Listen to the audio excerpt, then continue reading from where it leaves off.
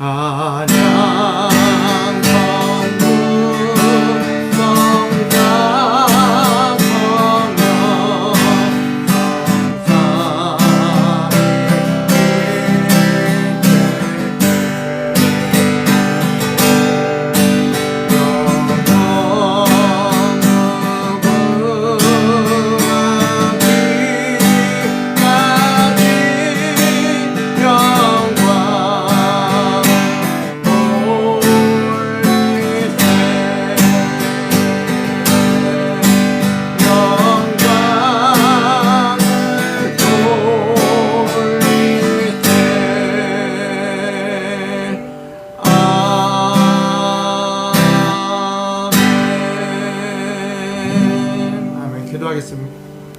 기도하겠습니다.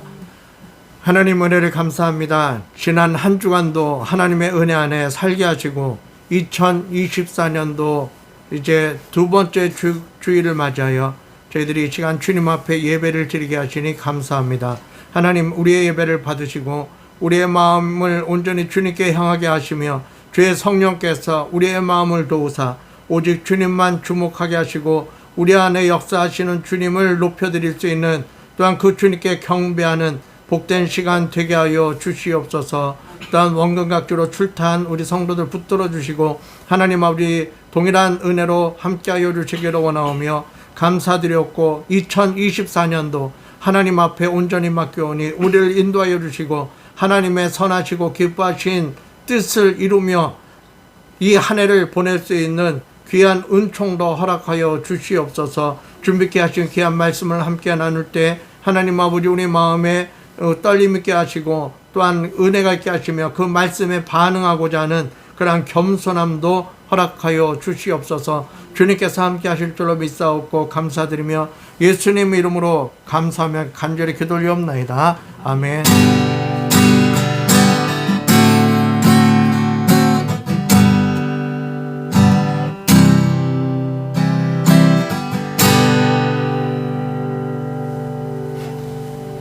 네, 감사합니다. 하나님 말씀은 야고보서 2장 22절과 에베소서 2장 21절부터 22절까지 말씀인데요.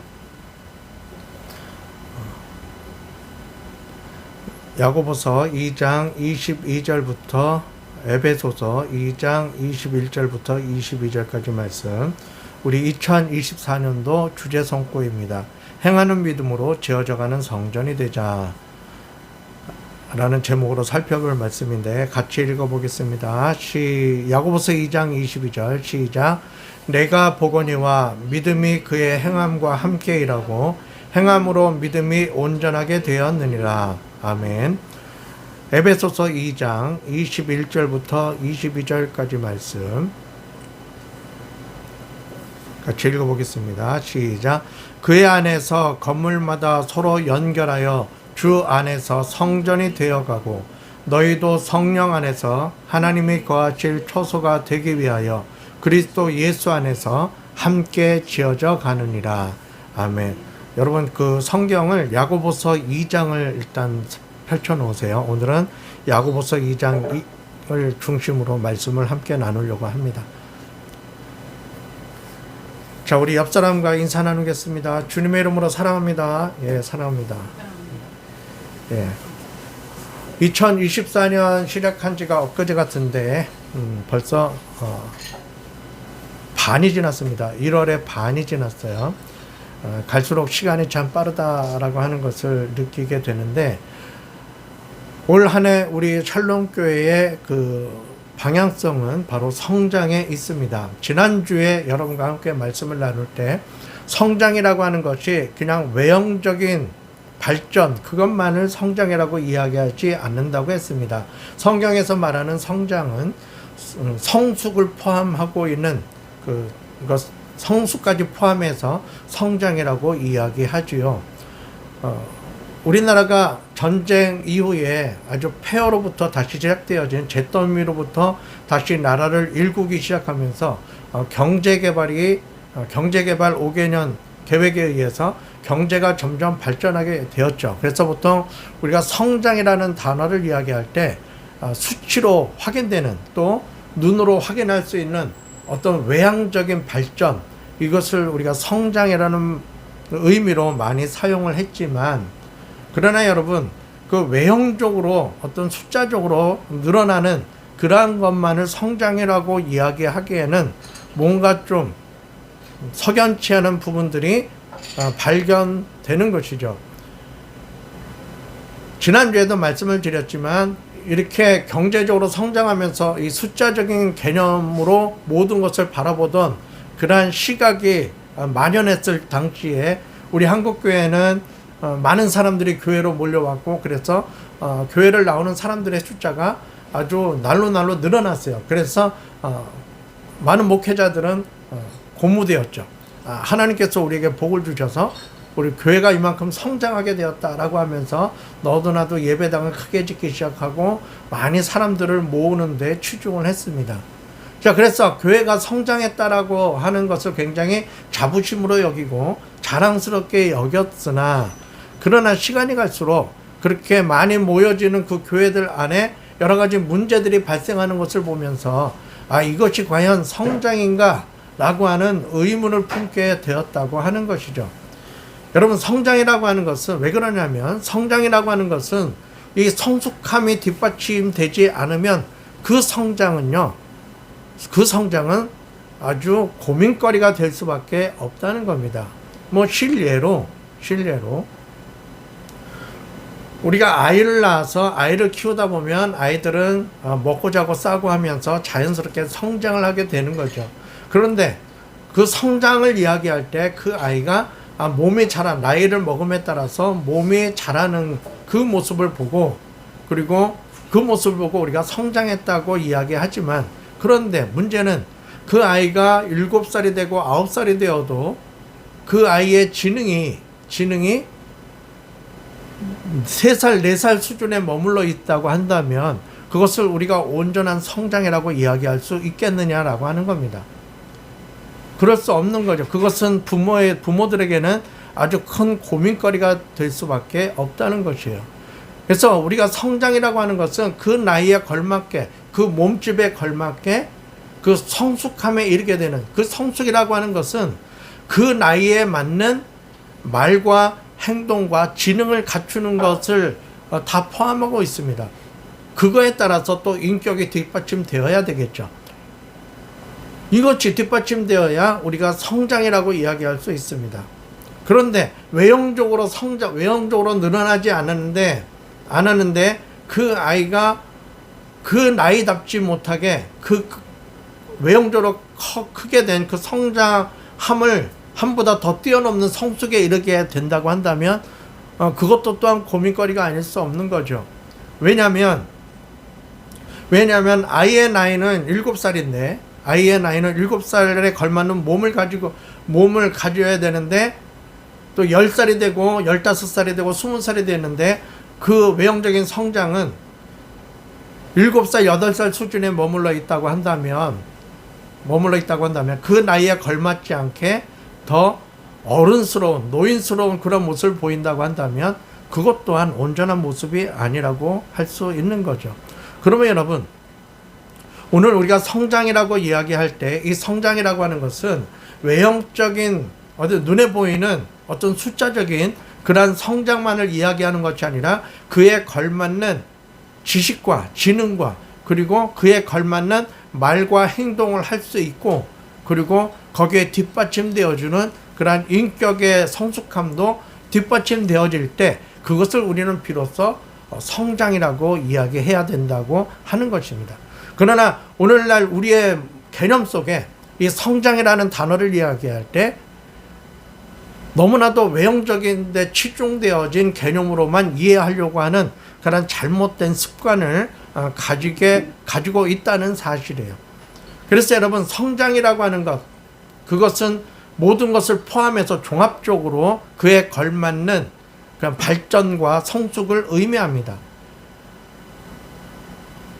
모든 생명체는 그 생명력을 유지하고 있으면 자연스럽게 성장하게 되어 있어요.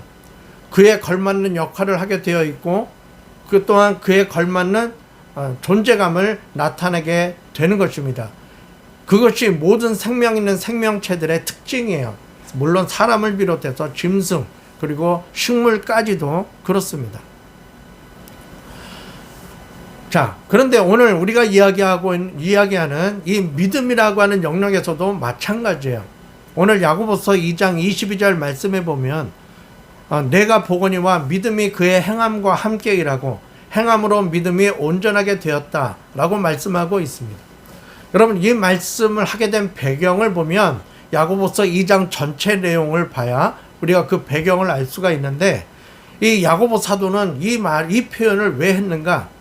이 표현이 뭡니까?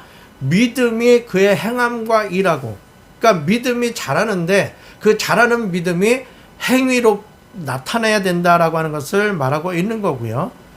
그리고 그 행함으로 그 믿음이 온전해진다. 그 믿음이 온전해진다라고 하는 이 말은 뭐냐면 쓸모 있어진다라고 하는 겁니다. 하나님 나라에 하나님 뜻에 합당하게 쓰임받을 수 있는 믿음이 된다라고 하는 거예요. 그것이 바로 온전하다라고 하는 말의 표현입니다. 이 온전하다, 믿음이 온전하다, 그 믿음이 쓸만하다, 그 믿음이 성장해야 되는 거죠.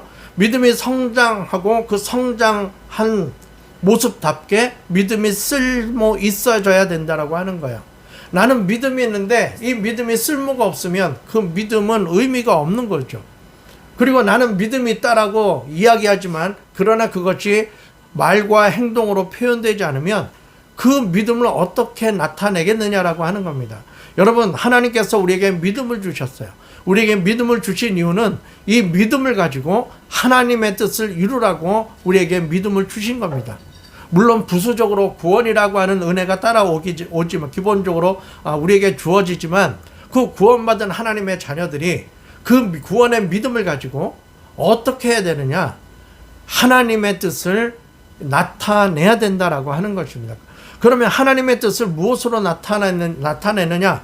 말과 혀로만 나타내는 것이 아니라 내 안에 하나님을 사랑하는 그 믿음이 말과 행동으로 나타내야 된다라고 말씀하고 있는 거예요.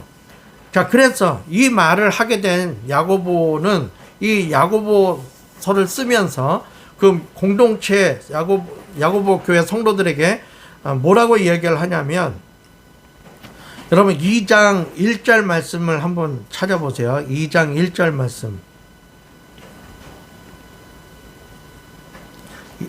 2장 1절 말씀 다 같이 읽어봅니다. 시작. 내 형제들아, 영광의 주 곧 우리 주 예수 그리스도에 대한 믿음을 너희가 가졌으니 사람을 차별하여 대하지 말라. 예, 여기서 1절 말씀에 주 예수 그리스도에 대한 믿음을 너희가 가졌다. 그러니까 하나님이 우리에게 주신 믿음이죠. 예수 그리스도에 대한 믿음, 그분을 주님으로 고백하고 마음에 영접하여서 예수님을 닮아가는 사람, 이러한 믿음을 우리에게 주셨어요. 예수 그리스도에 대한 믿음을 주셨어요. 그러면 그 믿음을 가진 너희들은 어떻게 해야 되느냐? 1절 끝부분에 보니까 뭐라고 얘기합니까? 사람을 차별하지 말라고 말씀하고 있는 거예요. 예수님에 대한 믿음을 가졌으니까 너희들은 사람을 차별하지 말라는 겁니다. 자, 우리가 흔히 생각하기를 믿음이라고 하는 것은 하나님과 나와의 관계를 설명하는 그 단어로 우리가 많이 이해를 합니다. 맞습니다. 믿음이라고 하는 것은 하나님과 나와의 관계를 설명해주는 그런 단어예요. 그런데 그 믿음, 하나님과의 관계를 설정하게 된 그 믿음을 가지고 있는 사람들이 마땅히 해야 될 것은 뭐냐면 사람을 차별하지 말아야 된다라고 하는 것을 말하고 있는 겁니다. 그리고 이 이야기를 왜 하게 되냐면 그 뒤에 보시면 나와 있는데 2절 말씀 한번 읽어볼게요. 2절 말씀 시작. 만일 너희 회당에 금가락지를 끼고 아름다운 옷을 입은 사람이 들어오고 또 남루한 옷을 입은 가난한 사람이 들어올 때에 3절 너희가 아름다운 옷을 입은 자를 눈여겨보고 말하되 여기 좋은 자리에 앉으소서 하고 또 가난한 자에게 말하되 너는 거기 서 있든지 내 발등상 아래 앉으라 하면 너희끼리 서로 차별하여 악한 생각으로 판단하는 자가 되는 것이 아니냐. 예. 여러분, 초대교회에 교회를 나오는 사람들 중에 귀인들도 있고 귀족들도 있고 또 종들도 있었어요. 귀족들도 있었고 종들도 있었는데 이렇게 사람들이 몰래 숨어서 예배를 드리다가 이제 거기에 많은 유력자들이 예배에 참여하게 되고 사람들이 모여지게 되니까 이제 교회에 나오는 예배드리러 나오는 사람들을 보면서 차별하는 모습들이 나타나게 된 겁니다. 무엇으로 차별했냐 하면은 금가락지를 끼고 좋은 옷을 입은 사람들에게는 여기 앉으세요라고 하고 아주 귀한 자리에 모시고, 그렇지 않고 남루하고 누가 봐도 신분상으로 천한 신분을 가지고 있는 사람들이 교회에 오면은 그 사람들에 대해서는 홀대하고 관심을 두지 아니하고, 이렇게 좋은 옷을 입고 금가락지를 끼고 온 사람과 남루한 옷을 입고 교회에 나온 사람들을 차별해서 상대하는 모습을 보고 지금 야고보 사도가 지금 이 이야기를 하고 있는 겁니다.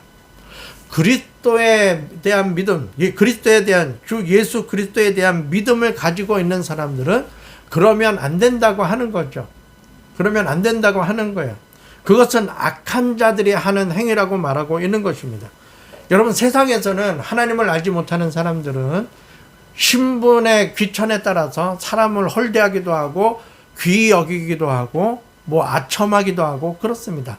그것은 이 죄악에 관영한 세상에서는 그것이 통용되는 질서이기 때문에 그렇게 행합니다. 그러나 그것은 하나님께서 원하시는 모습들이 아니라는 거죠. 하나님 앞에서 모든 사람들은 다 똑같습니다. 똑같이 죄인들이에요.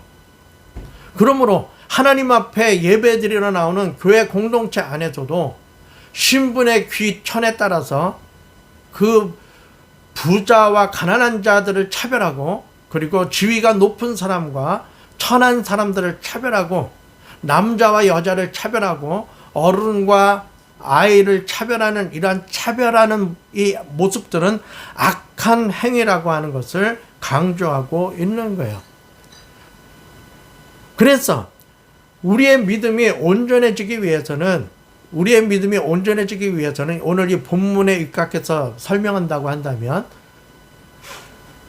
사람을 차별하지 않는 그러한 행위를 통해서 우리 안에 믿음이 온전하다라고 하는 것을 나타내야 된다라고 하는 것을 말하고 있는 것입니다. 반대로 다시 다른 각도에서 이야기하면, 내가 예수 그리스도에 대한 믿음이 있는데 그 믿음이 있음에도 불구하고 내가 사람을 차별하여 대한다고 한다면 그 믿음이 온전한 믿음이겠느냐라고 하는 것을 반문하고 있는 겁니다. 여러분, 지금 이 야고보 사도가 이 서신을 썼던 이 시대는요, 기독교가 인정되지 못했던 시대였습니다. 그리고 오히려 기독교가 박해를 받던 시대였어요. 그래서 예배를 드릴 때 몰래 모여서 예배를 드렸습니다. 설상가상 기독교인들에 대한 안 좋은 소문들이 퍼졌어요. 성찬식을 거행하는 것을 보고 이거는 내 살이고 내 몸이다, 이렇게 예수님이 하신 그 말씀을 강론하면서 살과 피를 기념하는 그 성찬식을 보고 예수 믿는 사람들은 사람을 잡아먹는다, 식인족들이다 라고 하는 거짓 소문이 로마 전체에 퍼졌던 겁니다. 그러니까 이미지가 굉장히 안 좋았던 때죠. 그래서 기독교인들을 바라보는 시선이 굉장히 냉랭했고, 그리고 아주 못마땅해 했어요. 더 나아가서 황제에 의해서 네로 황제가 로마 시내에 불을 지르고 난 다음에 그것이 문제가 되니까 그 책임을 기독교인들이 그렇게 했다라고 함으로 말미암아서 이제 기독교가 박해를 받던 시대였어요. 기독교가 박해를 받아서 몰래 모여서 예배를 드리던 그때에도 예수를 믿는 사람들 중에 귀인들이 있었고 종들이 있었단 말이에요. 그러니까 그렇게 몰래 모인 그 모임 속에서도 그렇게 차별을 두니 나중에 콘스탄틴 대제가 기독교를 국교로 인정을 하고, 그래서 모든 로마의 통치를 받는 모든 족속들은 오늘부터 하나님을 믿어라 해서 몰래 숨어있던 기독교가 갑자기 이제 인정을 받고 모든 신전들이 다 예배당으로 바뀌어버렸어요. 예배당으로 바뀌어버리니까 이제 황제가 예배드리러 나오게 됩니다. 황제가 예배드리러 나오니까 온갖 귀족들이 그 황제를 따라서 예배드리러 나오게 되는 거죠. 그러다 보니까 이제 이 차별은 더욱 심해졌습니다. 이 차별은 교회 안에서 더욱더 심해졌고요. 이러한 차별이 만연해졌던 카톨릭의 역사 가운데 이제 하나님께서 그 질서를 바꾸기 위해서 이제 개신교, 프로테스탄트 이 종교개혁을 통해서 새로운 질서, 새로운 체계를 만드셨던 겁니다. 자, 그런데 그러한 개념으로 만들어진 교회들도, 오늘날 교회들도 이제 경제가 발전되고 교회에 많은 사람들이 모여지고 또 돈이 들어오고 하다 보니까 교회도 이 초대교회의 이때 문제가 그대로 재현됐던 거죠. 그래서 돈 많은 사람, 그리고 지위가 높은 사람들이 더 우대받는 공동체 안에서 그런 일들이 벌어지게 되었던 겁니다. 자, 그러면 우리가 그러한 교회의 모습을 바라보고 교회가 성장했다, 단순히 사람이 많이 모여진다고 해서 또 교회 예배당이 커졌다고 해서 그것을 바라보고 교회가 성장했다고 하는 그 말을 할 수 있겠느냐라고 하는 것입니다. 더 나아가서 예수님을 믿노라 하는 사람들이 세상에서 온갖 비리와 온갖 문제, 온갖 범죄에 연루되어서 그것이 회자되고 또한 그것이 뉴스로 보도되고 하는 모습들을 통해서 사람들은 이제 의문을 품게 되었던 겁니다. 이렇게 전 국민의 4분의 1이 기독교인이라고 할 정도로 이 교회가 성장을 했다고 이야기하는데 그 성장이 우리와 무슨 상관이 있느냐라고 하는, 무슨 의미가 있느냐라고 하는 질문을 던지게 되었다라고 하는 거죠.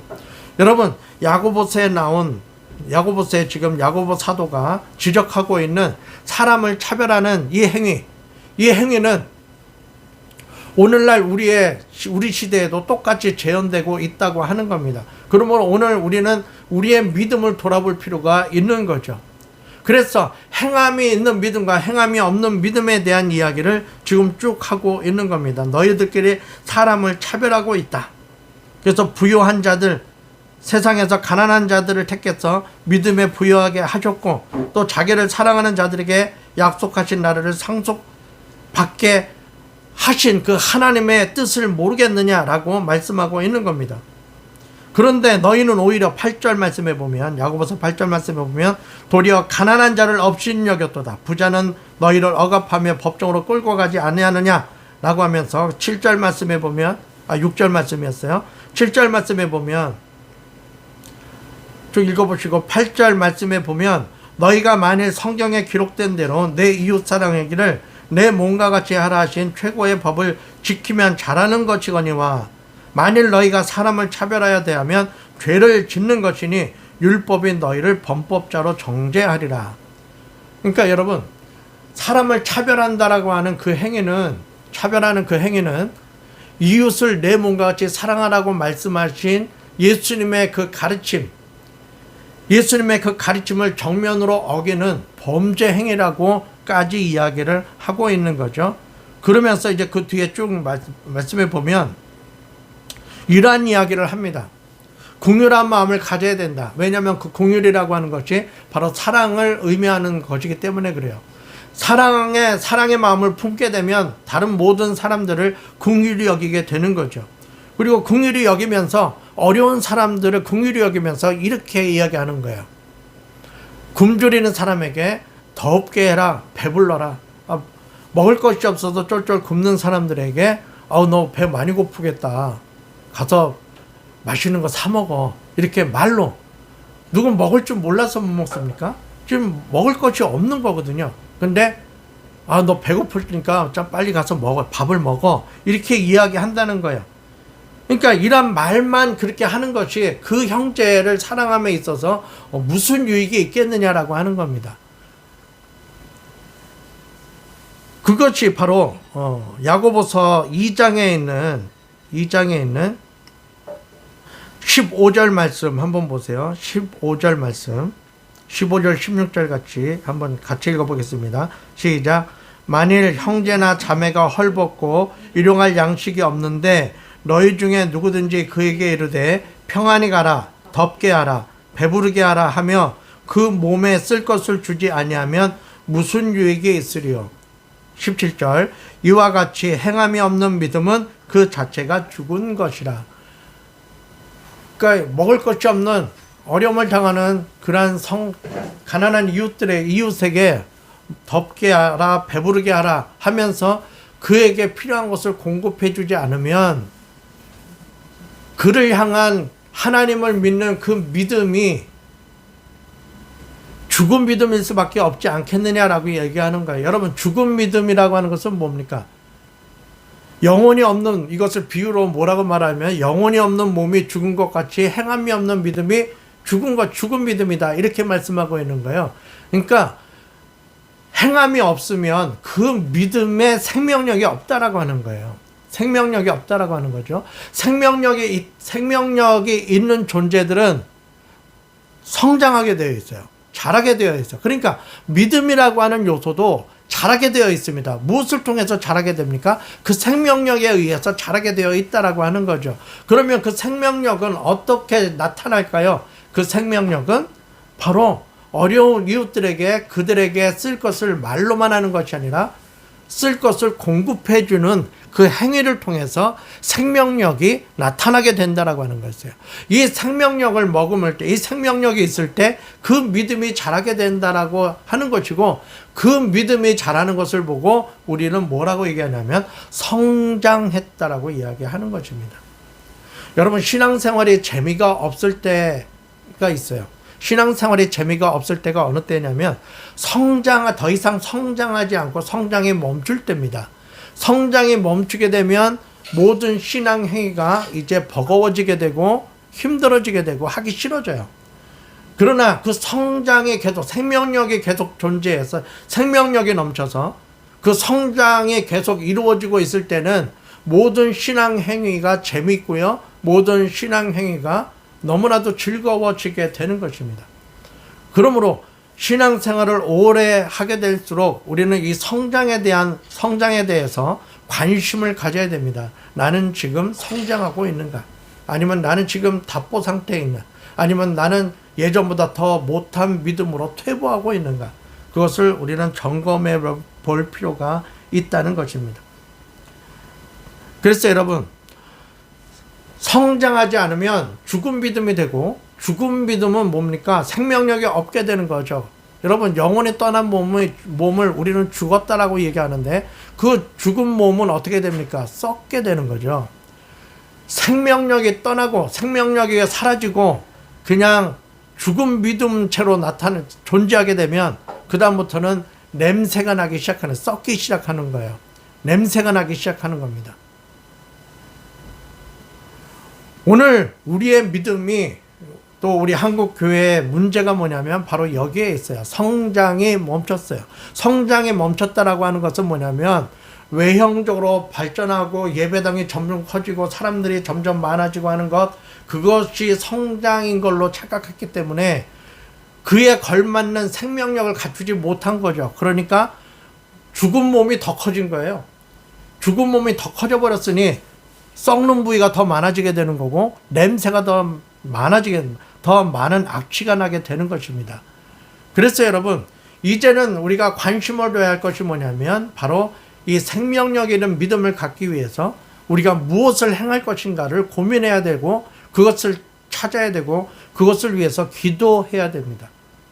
우리 샬롬교회도 마찬가지죠. 이제 우리가 성장해야 되는데 그동안 눈에 보이지 않게 조금씩 성장하는 모습들이 있었지만, 그러나 이제는 조금 더 우리가 피부로 느끼고 내가 나 스스로를 바라보면서 내가 성장하고 있구나라고 하는 것을 자각할 수 있을 정도로 우리가 성장하는 추진력을 얻어야 되겠습니다. 그래서 여러분, 그러기 위해서 우리가 뭘 해야 되냐면 바로 이런 행함들이 교회 공동체를 통해서, 또한 우리 각자의 삶을 통해서 나타나야 된다는 거죠.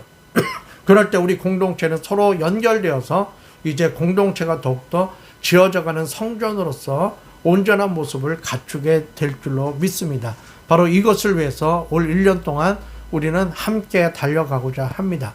그래서 같이 마음을 합하여서 나도 성장하고, 성장할 뿐만 아니라 내 옆에 있는 믿음의 지체도 성장하는 모습이 보일 정도로 우리가 서로에게 동기부여가 되고, 서로가 서로에게 도전이 되고, 그래서 우리 안에 넘치는 생명력을 통해서 우리의 믿음이 증명되어지고 그것을 통해서 하나님이 일하실 수 있도록 우리가 함께 지어져가는 성전이 되는 그런 복된 2024년도가 되어지기를 주님의 이름으로 축원합니다. 기도하겠습니다. 하나님 감사합니다. 우리가 말로만 믿음을 노래하고 말로만 믿음을 고백하는 것이 아니라 그에 걸맞는 행위가 이웃과의 관계 속에서 나타나며 또한 그것을 통해서 우리 안에 있는 내 안에 있는 그 믿음이 생명력 있게 증명되어지고 역사되어 하나님의 하실 일을 우리가 맡아서 행하는 그런 하나님의 도구로 쓰임받는 교회와 또한 우리 하나님의 자녀들이 될 수 있도록 우리 믿음의 지체들이 될 수 있도록 2024년도에는 나는 물론이거니와 우리 모두가 함께 성장하고 있다고 자각할 수 있을 정도로 우리의 행위가 뒷받침되어주는 복된 한 해가 될 수 있도록 축복하여 주시옵소서. 주님께서 함께하여 주실 줄로 믿사옵고 감사드리며 예수님 이름으로 간절히 기도 올리옵나이다. 아멘. 찬송가 220장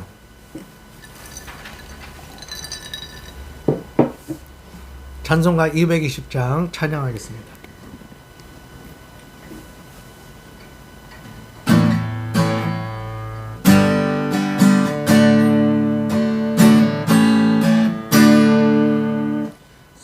사랑하는 주님 앞에 경배자매 한자리에 주님의 생각하여 즐거운 찬송 부르네. 내 주 예수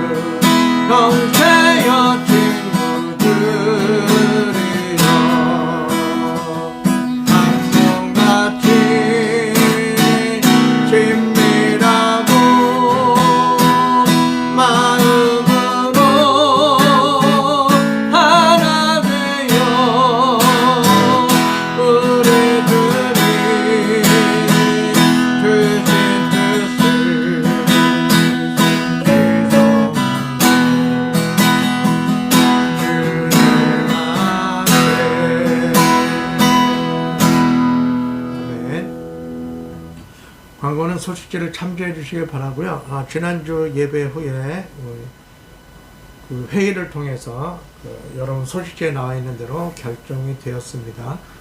그리고 우리 믿음의 기업 판도라에서 우리 샬롬교회 수양관을 사용할 수 있도록 허락해 주셔서 정식으로 우리 샬롬교회 수양관을 비전하우스라는 이름으로 명명하게 되었습니다. 그래서 우리 샬롬교회는 독립된 예배당은 없는데 수양관이 먼저 생긴 아주 특이한 교회가 됐어요. 그래서 수양관 비전하우스 여기서 이제 수련회나 뭐 세미나 그리고 교회 여러 행사들을 할 수 있는 그런 공간으로 사용할 거고요. 그리고 분기별로 1회씩 비전하우스에서 주일 예배를 진행하기로 하였습니다. 그리고 지난주 회의 때 결정된 것 중에 하나가 이제 오늘 우리가 말씀 나눈 것처럼 어려운 이웃들을 위해서 우리가 그들의 쓸 것을 공급해주는 그런 부재에 우리도 이제 행함 있는 그런 믿음을 소유하기 위해서 생명력을 불어넣기 위해서 이제 그 대상자를 기도하면서 3월달까지 기도한 후에 선정하기로 하였습니다. 그래서 먼저는 우리 주변에 우리 샬롬교회 성도들 주변에 있는 그 이웃들 중에 어려운 분들을 우리가 선정을 해서 지속적으로 돕는 역할을 할 것이고, 그리고 선교사님들도 우리가 1순위로 우리 샬롬교회 성도들이 추천하는 분들을 지원할 거고요. 우리가 마땅 1순위에 마땅한 대상이 없으면 이제 단체들을 우리가 후원하려고 합니다. 이것을 위해서 여러분 기도해 주시고, 여러분 주변에 도움이 필요한 이웃들 없는지 여러분 살펴보시고 추천해 주시기를 바랍니다. 그리고 우리 김미리 실장님 큰딸 김미리 실장님의 큰딸 임규리 자매가 학생이 지난주에 중학교를 졸업했습니다. 축하합니다. 축하합니다. 그래서 축하금 통장으로 보내드릴 거고요. 이제 고등학교 3년의 과정을 잘 마칠 수 있도록 여러분 위해서 기도해 주시고, 좋은 친구들 그리고 좋은 선생님들 만날 수 있도록, 또 고등학교 3년 기간 동안에 장래에 대한 꿈을 찾을 수 있도록 위해서 기도해 주시고, 그리고 내일부터 4박 5일 일정으로 이제 군대 입대하기 전에 친구들과 좋은 추억을 쌓기 위해서 우리 장예준 형제가 일본 여행을 다녀오게 됩니다. 예, 축하드립니다. 예, 지금 일본에 지진이 발생을 해가지고 여진이 계속되고 있다고 하는데 좋은 추억 담고 경험하고 오시기를 바라고요. 즐거운 시간 되시기를 바랍니다. 무사히 돌아올 수 있도록 위해서 기도해 주시고요. 그리고 나머지는 소식지를 참조해 주시기를 부탁을 드립니다. 자, 이 시간 우리 주제 찬양 새벽 이슬 같은 찬양 드리고 예배를 마치겠습니다. 그리고 공식적으로 부탁드리는 것은 우리 예배 전 15분 전에는 도착할 수 있도록 앞으로는 좀 노력을 해주셨으면 좋겠어요. 예배 방송이나 여러 가지 것들을 준비하기 위해서 좀 일찍 와주시면 감사하겠습니다. 공식적으로 부탁을 드립니다. 자, 새벽 이슬 같은 찬양이었습니다.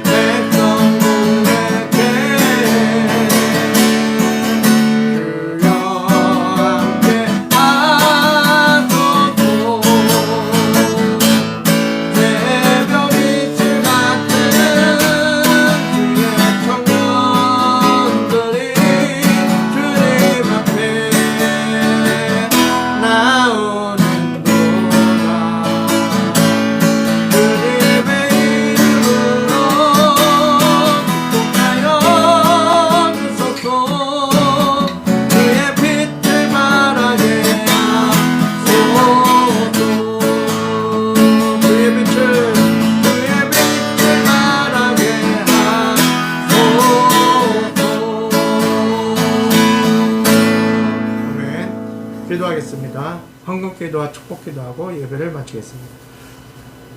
하나님 감사합니다. 이 시간 2024년도를 새로운 비전과 또한 새로운 기대감을 가지고 시작하게 하신 그 하나님의 은혜와 또한 올 한 해를 통해서 우리가 한 뼘 더 성장할 수 있는 그러한 꿈을 주심에 감사를 드리며 또한 그렇게 할 수 있는 하나님의 자녀로서 구원의 은혜를 주신 그 하나님의 은혜와 또 올 한 해 우리의 삶을 인도해 주실 그 하나님의 여전하신 사랑에 감사하는 마음으로 이 시간 주님 앞에 예물을 드리오니 하나님 우리의 예물을 받아 주시옵소서. 또한 이 예물에 담겨있는 우리의 신앙 고백과 또한 삶의 고백을 더불어 받아주시고 이 예물이 쓰이는 곳에 하나님의 귀한 믿음의 열매가 맺혀지게 하여 주시옵소서. 이제는 우리 주 예수 그리스도의 은혜와 하나님 아버지의 크신 사랑과 성령의 감동 감화 충만 인도하심의 역사가 참으로 행함 있는 믿음으로 행함으로 우리의 믿음을 온전하게 하여 생명력 있는 믿음으로 한 뼘 더 성장하기를 원하는 사랑하는 이 모든 심령들 머리 위에 저들의 학업과 생업과 또한 직장과 가정과 우리 샬롬 교회 위에 이제로부터 영원토록 함께 있을지어다. 아멘.